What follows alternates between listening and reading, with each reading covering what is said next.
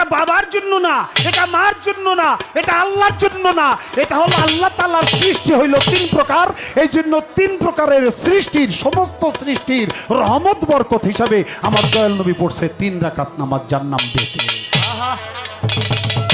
বেতের অর্থ বেজোর। আল্লাহ তাআলার সৃষ্টি 3 প্রকার না, 3 6 18,000 মাকলুকাত, 6,000 এজা, 6,000 গেজা, 6,000 বয়জা। বয়জা মানে ডিম, সাপের ডিম, হাঁসের ডিম, টিকটিকির ডিম, মুরগির ডিম, কুমিরের ডিম, এরকম যত ডিম আছে এটা হলো 6,000। এই হলো বয়জা, বয়জা মানে ডিম।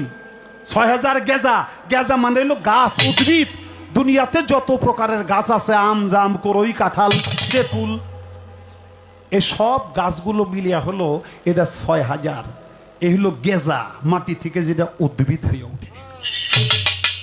আর 6,000 হলো এজা, এজা হলো মানবকুল, যেটা মায়ের পেট থেকে সন্তান হয়ে প্রসব করে। এই হলো 6,000। 3 6 18,000 মাকলুকাত। আমার দয়াল নবী সেদিন এই 3 6 18,000 মাকলুকাতের রহমত হিসেবে নামাজ পড়েছিল। এই জন্যে এই বেতের হলো বেজোর, মানে 3 রাকাত। আর এই 3 রাকাত নামাজে দোয়ায়ে কুনুত কেন পড়া হয়, আর 2টা তাকবীর কেন দেওয়া হয়? এক তাকবীর হলো সৃষ্টি, আর এক তাকবীর হলো ধ্বংস।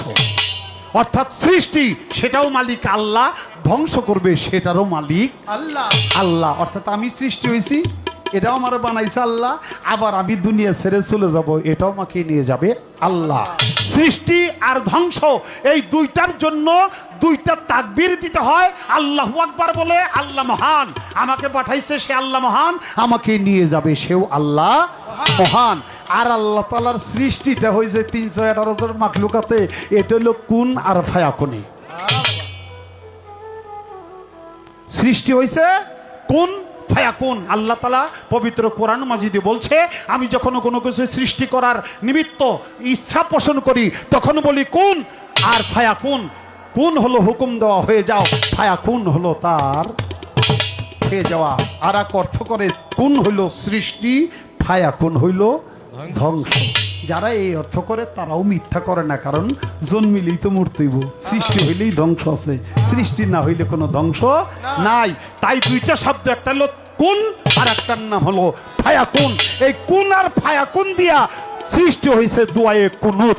এই জন্য ওই বেতের সমস্ত সৃষ্টির জন্য 3 রাকাত নামাজ পড়া, এই জন্য দোয়ায়ে কুনুত পড়ে ওই সৃষ্টি এবং ধ্বংসকে স্মরণ করিয়ে দেওয়া।